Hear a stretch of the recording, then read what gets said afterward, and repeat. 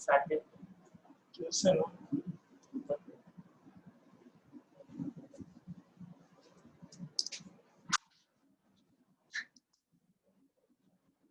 I'm quite safe.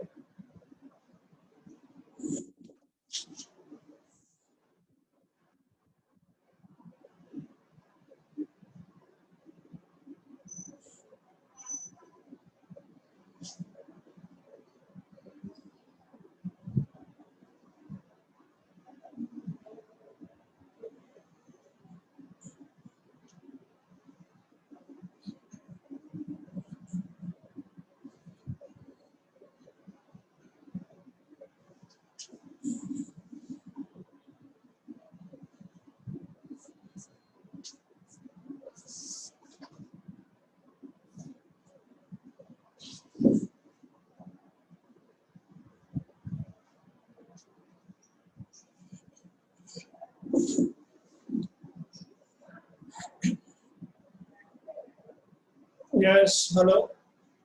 Good morning, my dear students. Hope all of you are ready for today's class. Today, we'll be studying a new chapter in medicine, the diseases of the respiratory system. The respiratory diseases. We'll start with the two airway diseases, the bronchial asthma and COPD today. Subsequently, we'll be discussing about the different parenchymal lung diseases, interstitial lung diseases, and pleural diseases. About the respiratory diseases, those are multifarious, multitudes of diseases, and they might be very benign illness, like some bronchitis, or it might be very severe, life-threatening illness like the present pandemic, which is hovering all over the world, the COVID-19 infection.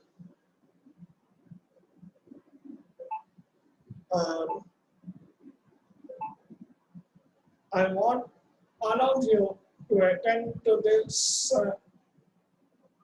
class sincerely and note down all the points which are being discussed, because this will be very vital in your life.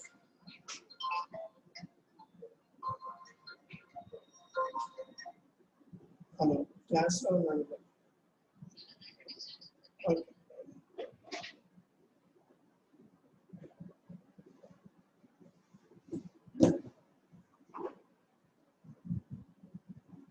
So we'll start with bronchial asthma.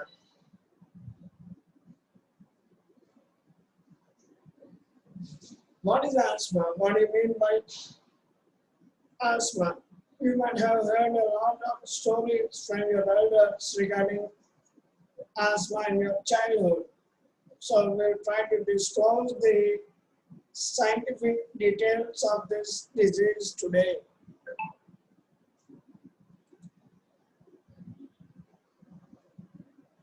Asthma is a complex disease.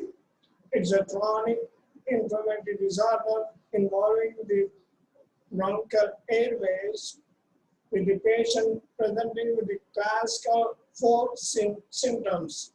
These four symptoms are cough, dyspnea, chest tightness, and wheeze. Remember, cough, dyspnea, chest tightness, and wheeze. Wheeze is a cat scream-like shrill, high-pitched sound which are emitted by the patient throat when he is having the asthmatic bronchoconstriction or dyspnea. Asthma have three classical characteristics. One, there will be bronchial obstruction or airflow limitation. Airway hyperresponsiveness, that is when the patient's airway is impacted with some allergen, immediately the airways hyperreact and they close.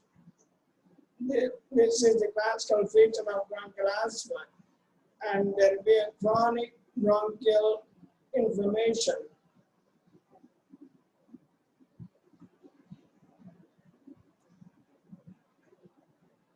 So, picturesquely, if you want to describe asthma, suppose imagine that a person's health is like a Titanic, very strong. But once the patient develops the symptoms of asthma, you can take it for granted that underneath there is a big mountain of lapses on the disease occurring, like mountain, the base of is the chronic airway inflammation, following which the patient develops bronchial hyperresponsiveness, and finally this inflammation and the bronchial hyperresponsiveness leads to airflow obstruction, or the bronchi gets constricted, leading to the asthmatic symptoms. So what are the different mediators that are derived from different inflammatory cells? The inflammatory cells which release the mediators in an asthmatic patient are mast cells, eosinophils, and T lymphocytes. They release different mediators like histamine, leukotrienes, prostaglandins, mast cell tryptase, eosinophilic cationic protein, and cytokines, namely the IL-4 and 5.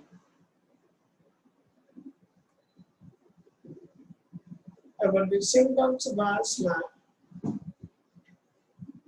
the four main symptoms as we already discussed: cough, dyspnea, chest tightness, and wheeze. Along with them, the patient might have the nocturnal awakenings because the asthmatic episode, asthmatic bronchial constriction, usually occurs when the patient is having his sleep in the night. The time period between 2 a.m. to 6 a.m. is the most common period when the patient suffers with bronchial obstruction, leading to nocturnal awakening from the patient's sleep. Whenever the patient is exposed to specific trigger, the bronchial constriction, these attacks will become more recurrent.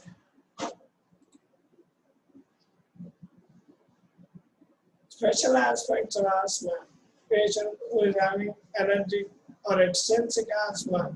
Whenever these type of patients are exposed to pollens, dog dander, molds, dust, mite, etc., then immediately the patient develops dyspnea and wheeze.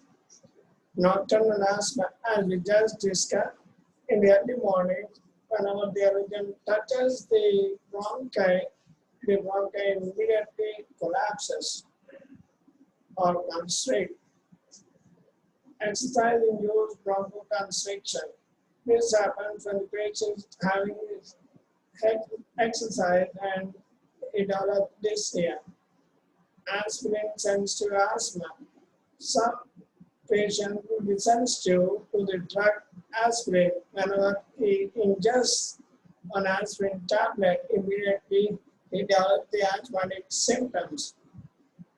Cough variant asthma. Here the patient will be having persistent cough, which is not relieved by many cough syrups, anti-allergen type of cough syrups, and cough suppressants will not subside the cough. Then the patient has to be carefully evaluated for the presence of bronchial asthma. And occupational asthma, there are certain occupations like exposure to cotton dust, the exposure to different dust, smoke during work can lead to bronchial asthma. The asthmatic tendency will only arise when the patient is inhaling those occupational allergens. about the age prevalence in asthma. The asthmatics, the major portion of the asthma will be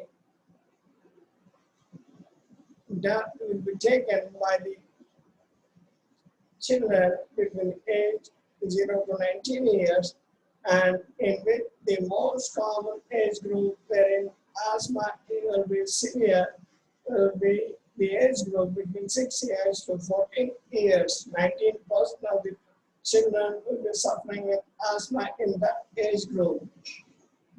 After 20 years, the prevalence of the asthma will be slowly decreasing with a minimum score of 12% in elderly people who have crossed their 60s. So what is the burden of asthma on the patient? In children, asthma is the highest ranking chronic condition causing hospitalization, and it's also the most common chronic illness in children.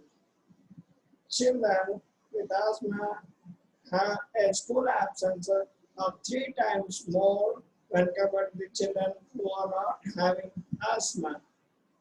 And in 40% of the children, they suffer with sleep disturbances due to asthma during their sleep. And this happens for about 1 to 2 nights per week. And as a result, the child who is disturbed from the sleep will show poor performance or reduced school performance in the school. And though the patient is not physically absent from the school, his performance in school will be very poor due to asthma. So how to diagnose asthma? First, you chart out different complaints with the patient presented to you. The 4 important complaints: cough, dyspnea, chest tightness, and wheeze. Along with that, bone drawer, whether the patient is having any nocturnal awakenings, and are the respiratory attacks or recurrent whenever the patient is exposed to different specific triggers, and what the response of the patient when he is delivered the asthma specific therapy.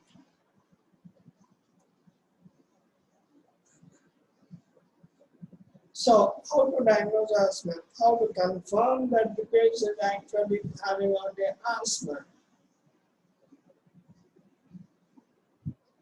The lung function in an asthmatic patient changes with time. This can happen spontaneously, or this can happen as a response to the bronchodilator therapy which is being applied for the patient.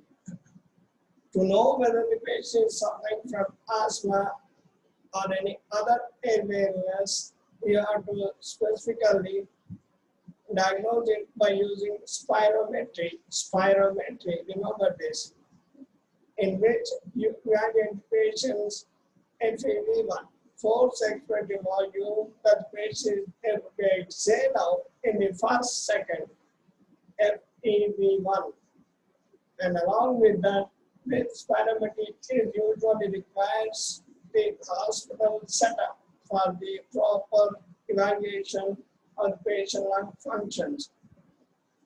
For a small machine which can be available at the patient's home is the peak flow meter, wherein the peak expiratory flow rate, PEFR, or the peak flow will be monitored by the patient's own self at his or her home.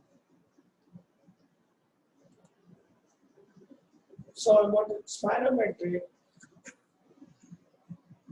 this has been done twice. Initially, after checking the lung bronchial strength of the patient, you have to give the patient a bronchodilator, and subsequently the second episode will be the spirometry will be repeated. So there will be 2 episodes of spirometric analysis. One before the patient takes the bronchodilator, pre-bronchodilator setup, and after the patient receives a bronchodilator, post-bronchodilator FE1. In both these studies, what the difference of the FE1 that can be monitored in that patient. So how to do this test? First, make the patient sit comfortably in front of the spirometric machine, usually a computer. Patient is given a handheld mouthpiece into which patient has to be forcefully exhaling, putting out his best efforts in the lung strength into that spirometric machine, and this exhalation has to be delivered for a minimum time period of 6 seconds. 6 seconds, the exhalation should continue, and so here the graph is sharp, steady, and there is a slow rise. In the first second, the forced expiratory volume that is exhaled in the first second is around 2.5 liters in the first second in that patient in the pre-bronchodilator phase. And in the second attempt, in the post-bronchodilator phase, patient is able to exhale to more than 3 liters. So there is a difference between pre and post bronchodilator reading of more than 500 ml. Whenever the difference between post bronchodilator and pre bronchodilator is more than 200 ml, that is, when the patient receives a bronchodilator, the FE1 increases by more than 200 ml, 200, then patient is confirmed to be having bronchial asthma. About the peak flow meter monitoring, it has to be used daily at the patient's home. It assesses the severity of the patient. In the short term, this is useful to evaluate therapy to establish a temporary relationship to different triggers. And in the long term, it detects the changes in the disease status of the patient, and it's useful to evaluate the treatment, and it provides the patient with a written action plan.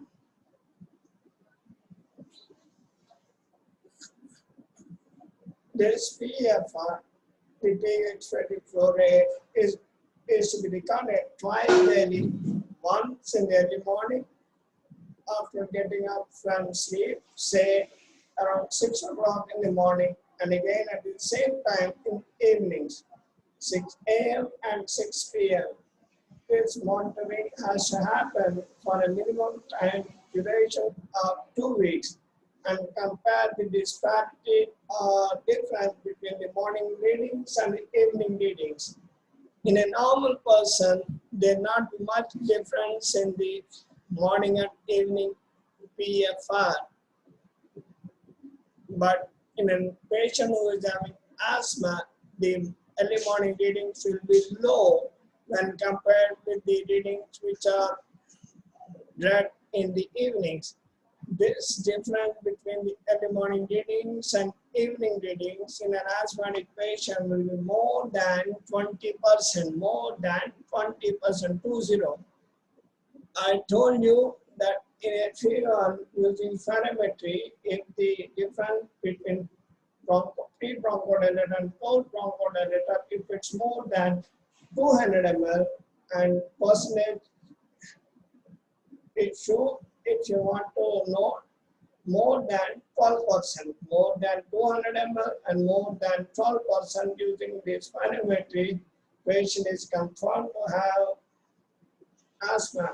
And using the peak flow meter, the reading between early morning and evening readings should be more than 20% to detect or confirm that the patient is having asthma. So what are the guidelines say to diagnose asthma?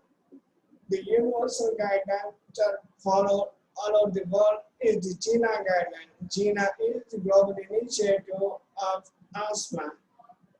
It classifies the asthma based on severity into 4 classes. 1, mild intermittent, 2, mild persistent, 3, moderate persistent, and 4, severe persistent. These are classified based on the symptoms which the patient is suffering from and the activity level of the patient and the number of exacerbations that the patient is suffering from, the ratio between FEV1 and PEFR, and the variability of PEFR. We'll start with mild intermittent asthma. In patients who are having mild intermittent asthma, the daytime symptoms of the patient will be less than 2 episodes per week. And about the nighttime symptoms, they'll also be less than 2 episodes per month. And the patient will be having very brief bronchial exacerbation, which will not cause much trouble to the patient.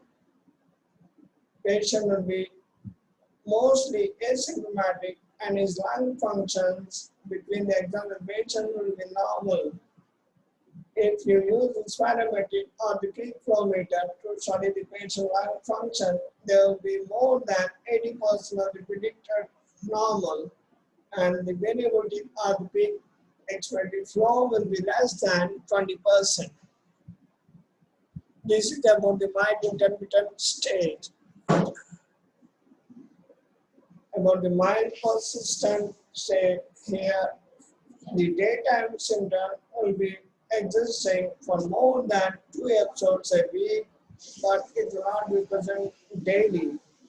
About the nocturnal or nighttime symptoms, patient will be having more than 2 episodes a month, and the exacerbations will affect the patient's activity. But here also, the FEV1 and the PEF will be more than 80% of the predicted normal.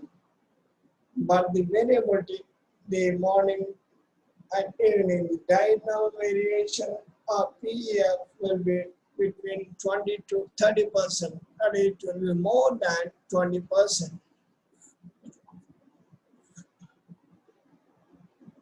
Coming to the third state, the moderate persistent state, here the patient will be having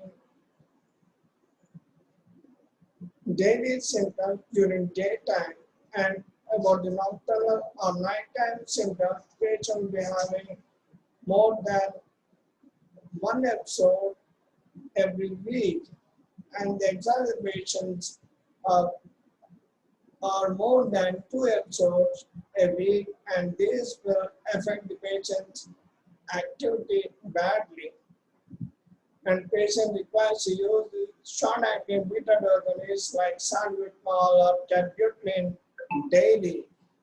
And if you monitor the patient FEV1 and PEF, there will be between 60 to 80% of the predicted normal, and the variability of the PEF, and compared to the morning and evening PEF, the variability will be more than 30%. About the severe persistent state, now the patient will be suffering with continuous symptoms. There will be frequent exacerbations, and the nighttime symptoms will also be frequent. The activity of the patient will be much limited, and the FEV1 and PEF will be very low, less than 60% predicted, and the variability of the PEF as measured by your peak flow meter will also be more than 30%. So a word on patient who is actually having acute severe asthma who presented to you. An acute severe asthma is an exacerbation of asthma which is not controlled by the standard medication. Here, the patient will be unable to complete a sentence while speaking. The respiratory rate will be more than 25 per minute. His heart rate will be more than 110 beats per minute, and the PEFR, the peak expiratory flow rate, will be less, which will be less than 50% of the predicted normal. Patient who is actually having life-threatening asthma, you have to be very quick in assessing these patients. Here, patient will be having silent chest. On auscultation, you will not be able to listen to any breath sound. His chest will be silent. His respiratory effort will be very feeble, and patient will be centrally cynosed. Patient will be exhausted, confused, and even maybe comatose. His heart rate will be low, his blood pressure will be less, bradycardia and hypertension. And with PEFR, if you are able to monitor, will be very low, less than 30% of the predicted normal. At best, the patient can exhale up to 150 liters per minute in the peak flow meter. So, for the treatment, according to the GINA guideline, the Global Initiative of Asthma, there are 5 steps in the treatment of asthma.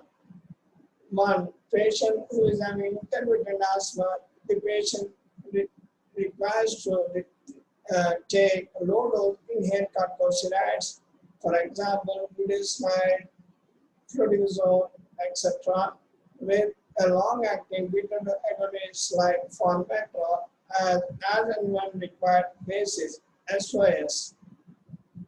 And in step 2, patient is having mild intermittent asthma, mild persistent asthma. Now patient requires to take low dose inhaled corticosteroids daily.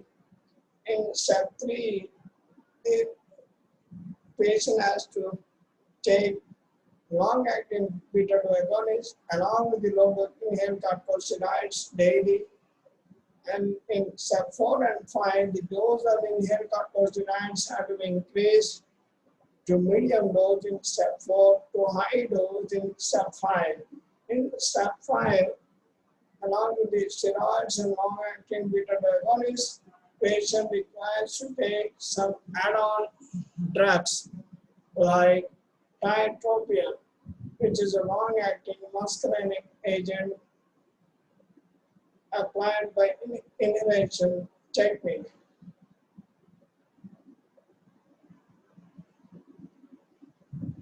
Omalizumab, which is being used very rampantly around the world in the past decade.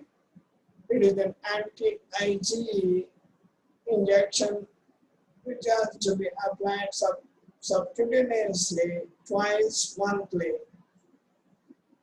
Like omalizumab or mepolizumab, which is on anti-IL-5, and dupilumab, anti-IL-4.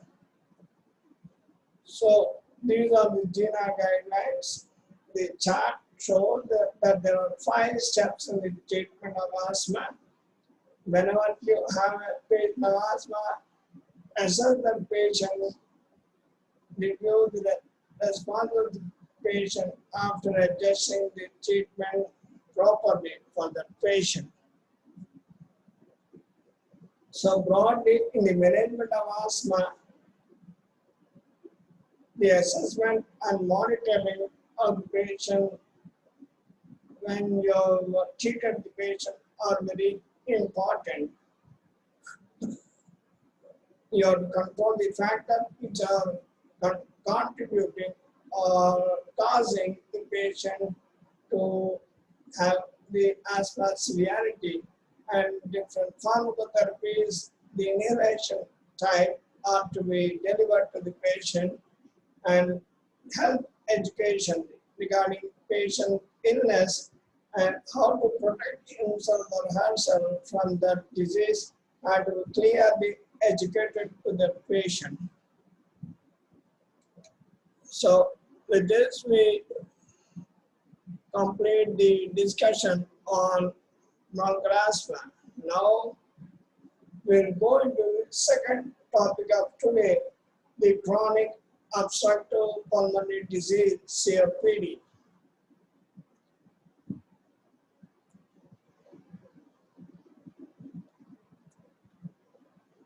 So, in the present year 2020, COPD is the third most common cause of death, and it's also the fifth most common cause of disability worldwide.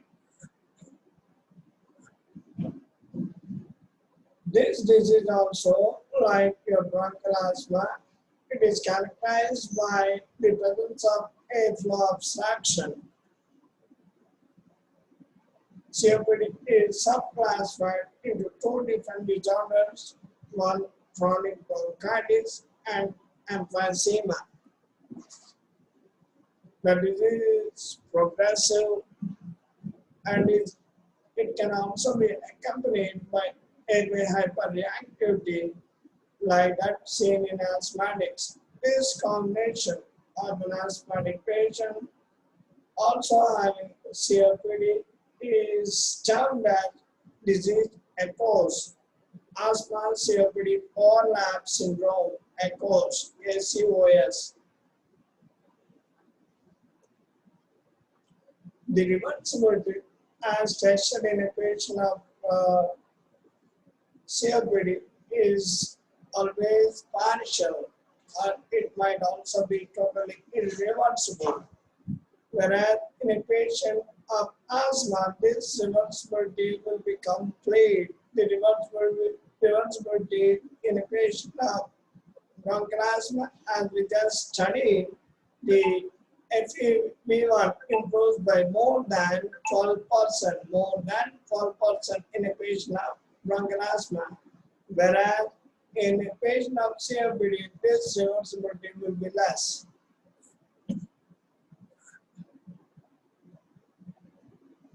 Defining COPD, it's described as a disease state characterized by airflow limitation that is not fully reversible. The airflow limitation is both progressive and it's also associated with abnormal inflammatory response of the lungs, which are exposed to noxious particles or gases.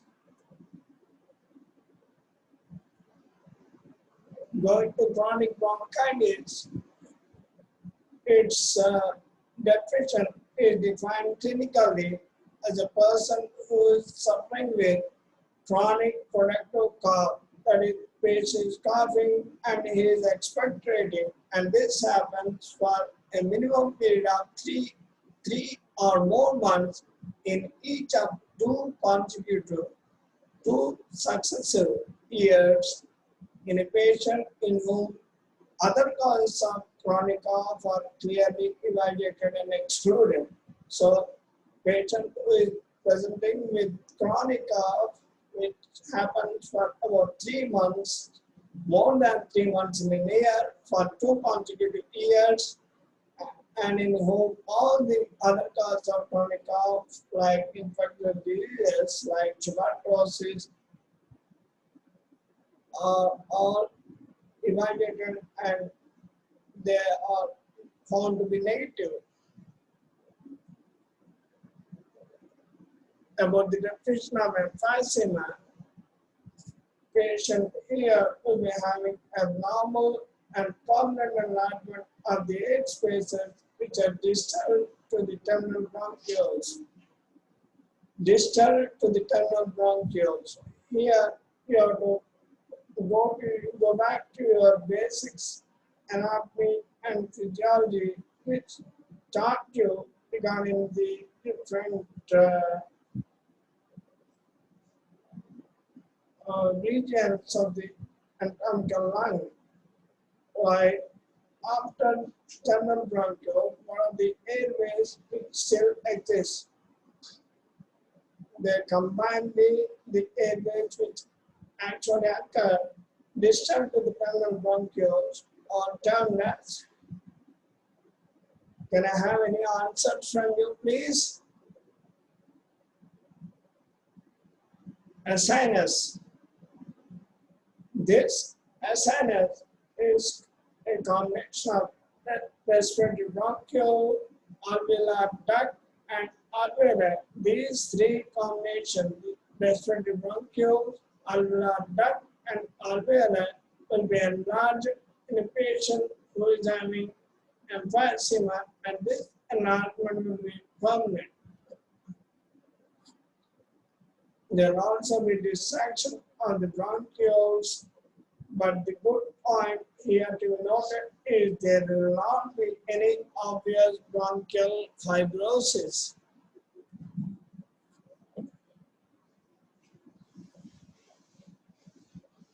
What are the causes of asthma? Cigarette smoking is the prime important cause of COPD. Clinically, significant air obstruction occurs in about 15% of smokers, and COPD deaths are related to tobacco smoking. In 80 to 90% of the deaths occur in smokers. 1 in 5 deaths in COPD patients is the result of the smoking habit, cigarette smoking.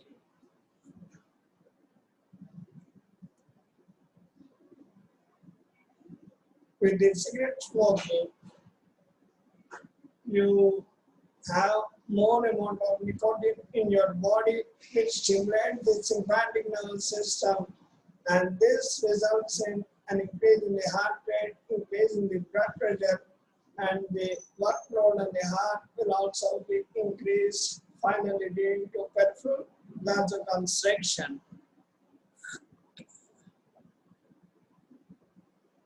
Cigarette smoking compounds the problems in a patient who is also having coronary artery disease. The ciliary activity will be very low, and the possible loss of ciliated cells will happen. Abnormal dilatation of the ciliate spaces, alveolar valve distraction, excessive carbon monoxide production, and finally cellular hyperplasia results from cigarette smoking. Not only the active smoking, the secondhand smoke also is associated with the decreased pulmonary function, an increase in the risk of lung cancer, and an increase in the mortality rates from ischemic heart disease.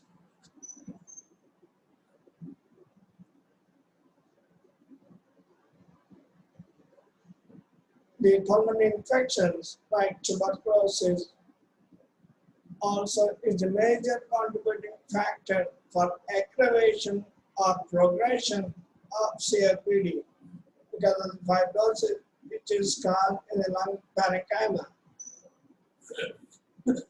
There is an hereditary disease, the alpha-1 antitrypsin deficiency cell enzyme, which is usually produced by the liver, and it is transmitted into the lungs.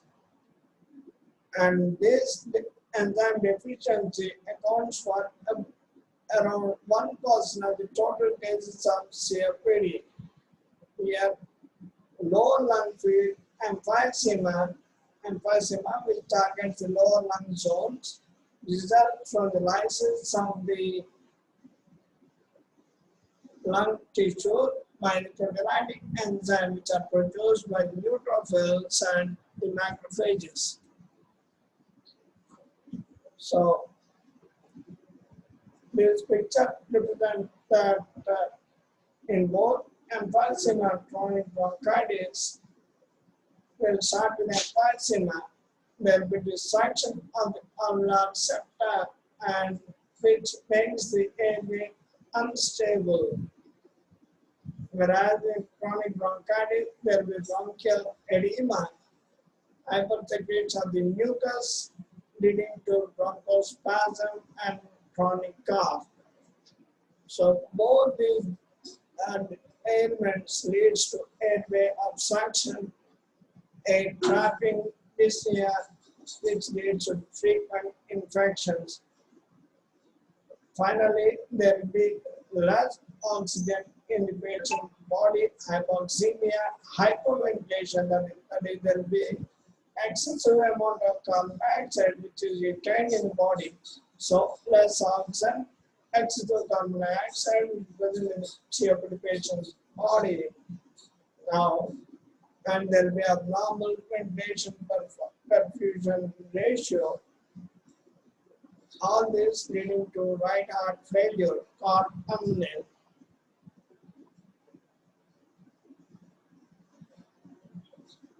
In emphysema, there will be hyperinflation of the alveoli, the section of the alveolar valve and alveolar capillary walls are destroyed.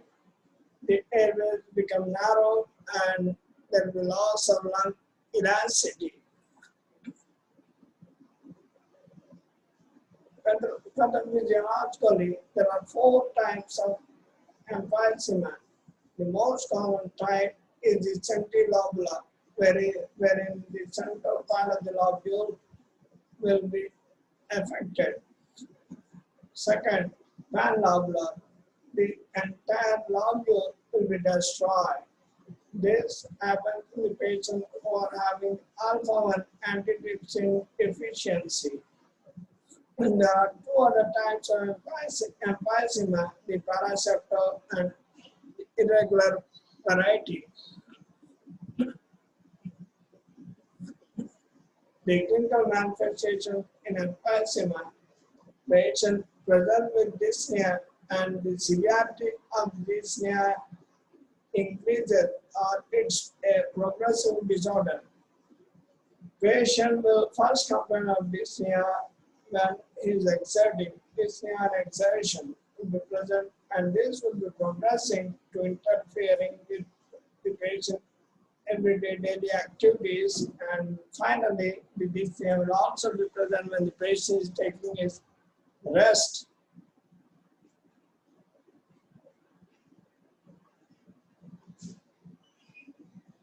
Patient will be having minimal cough and the sputum which is being expected will be also very low.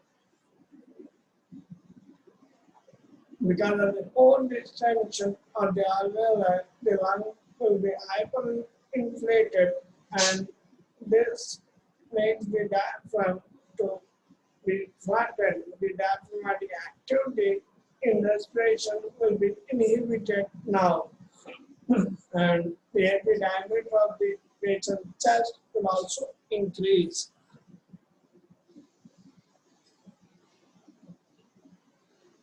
Because of the inhibition of the action of diaphragm, patient becomes chest breather. He doesn't rely on the activity of the diaphragm, but he has to rely on the activity of the axonal muscle respiration. The patient lips also will be fixed in inspiratory position because of the hyperinflation. Patient usually is underweight despite the adequate amount of calorie intake.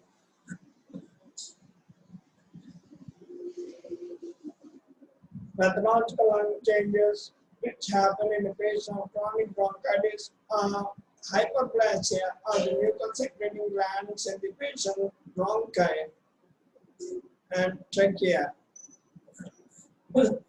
There is an increase in the goblet cells, the cilia will be totally disappear, and the chronic inflammatory changes and around of the small airways occur. The altered fraction of the macrophages which occur in these patients leads to different infections.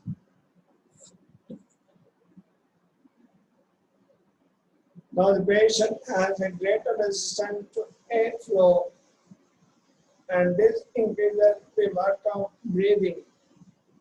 There will be both hypoxia, a reduction in the amount of partial pressure of oxygen in the body, and hypercapnia, the partial pressure of carbon dioxide, PaCO2,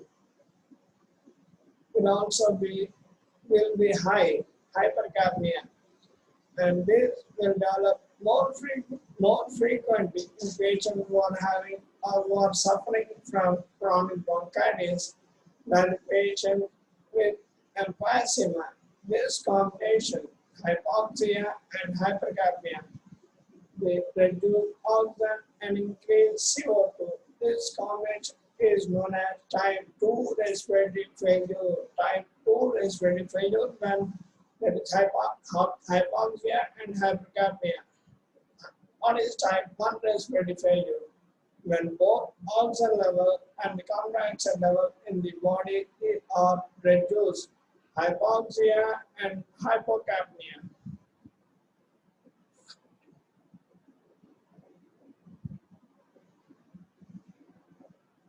In chronic bronchitis, cough is often ineffective in removing the secretions because the patient is not able to breathe deeply enough to cause the airflow to go distant to the impacted secretions. So his cough will be ineffective in removing the secretions.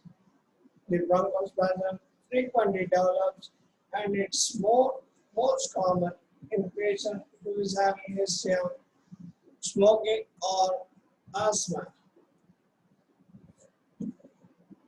The early symptoms in chronic bronchitis is frequent productive cough occurring during winters and frequent respiratory infections. The bronchospasm occurs at the end of the paroxysm of cough in a patient of chronic bronchitis. The other symptoms are cough, which are exertion, and a history of smoking. Patient remains normal weight, or patient might also be an obese person. The appearance of the patient who is having chronic bronchitis is classical, a ruddy appearance. Ruddy means bluish red appearance. This happens due to the polycythemia, that is, the hemoglobin will be increased in a patient who is having chronic hypoxemia. The hemoglobin production will be increased due to the hypoxemia, and this is known as polycythemia. And there will be cyanosis, increased retention of the carbon dioxide. Both these pathologies, if they exist, polycythemia and cyanosis, this will lead to bluish red appearance of the patient's skin. So hypoxemia and hypercapnia results from hypoventilation and air resistance, along with the problems due to the alveolar gases exchange.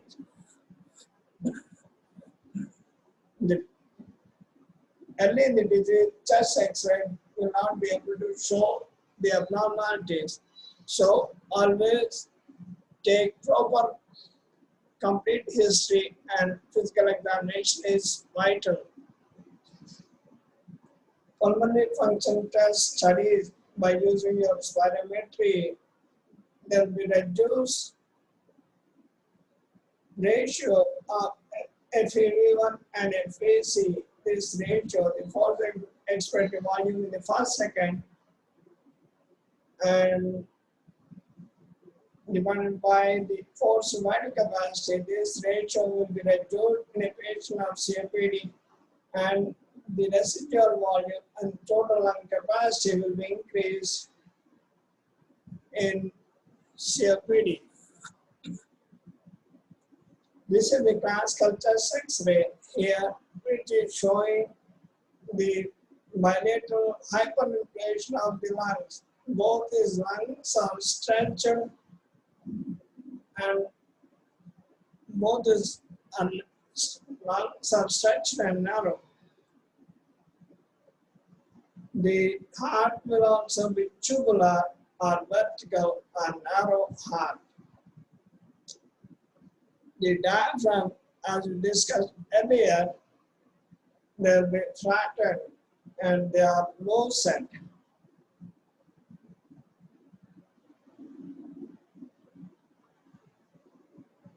We have discussed the classification of asthma as coined by the GINA, and the classification of COPD is done by the Board Committee. Board is global initiative of obstructive lung disease. Here they graded COPD into 4 different grades: mild, moderate, severe, and very severe, based on 1. The ratio between the FEV1 and FEC, which is less than 70% in all the 4 grades. But the FEV1, the force expiratory volume, which is exhaled out in the first second, is more than 80% of the predicted normal in a patient who is having grade 1 or mild COPD. In the patient who is having grade 2 or moderate COPD, this FEV1 will be between 50 to 80% of the predicted normal. In grade 3 of severe COPD, this FEV1 will be further low, less than 50%, but more than 30%. And in patients who are having very severe COPD, the FEV1 will be less than 30% of the predicted normal.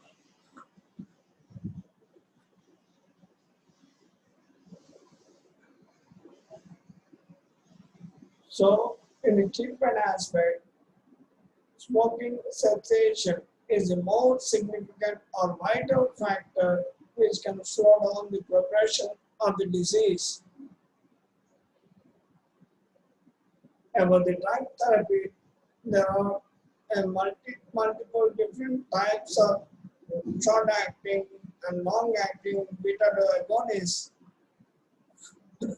which are delivered to the patient by means of a beta-2 inhaler or a nebulizer, which have to be taken by the patient on a regular basis. Along with the beta-2 agonist, the anticholinergics have a vital role in treatment of COPD lungs. Anticholinergics like long-acting like tiotropium or short-acting like ipratropium are also efficient in the treatment. Oxygen therapy in the patients whose PaO2 or the oxygen content in the body is not normal even after delivering the patient different types of inhalation and other medicines, then the patient requires to take oxygen therapy on a regular basis. Oxygen rises the partial arterial oxygen is essential for the patient, and this is used to take the hypoxemia. But we have to remember that whenever you are administering oxygen to the patient, titrate to the lowest effective dose and the treatment. Only provide the patient with the lowest effective dose. If the dose of oxygen is delivered at a higher dose, then that can have a very unworthy reaction in the patient, because that can cause the carbon dioxide to increase in the patient. So to prevent that, always titrate and provide the patient with the lowest effective dose of oxygen. Chronic oxygen therapy at home, it improves the patient's prognosis, it improves the neuropsychological function, therapy, exercise tolerance, which is improved, and the hematocrit of the patient will reduce, and the pulmonary hypertension can also be decreased. Finally, different respiratory physiotherapy mechanisms like using the pulsative breathing, when the patient can prolong his expiration by keeping his lips in a pulsative fashion, like this, blowing out and trying to hold his exhalation duration on a longer period. And this prevents the bronchial collapse, and it also prevents the air trapping. Diaphragmatic breathing. Here, this focuses on using diaphragm for respiration in the patient instead of using the axial modes of respiration to achieve the maximum inhalation, and this will slow down the respiratory rate.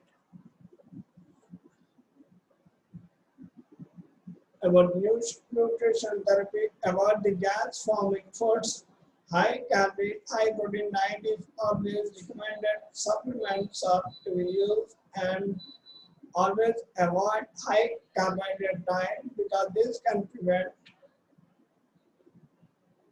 cannot prevent the rise in carbon dioxide load. So avoid high carbohydrate diet. Finally, health promotion is important, and most vital and important, we have to make the patient to stop smoking, avoid or control exposure to occupational and environmental pollutants and irritants. The early detection of small airway disease is also important, and the respiratory tract infection in the face of COPD have to be diagnosed early. So with this, we have completed the two important airway diseases, the bronchial asthma and COPD.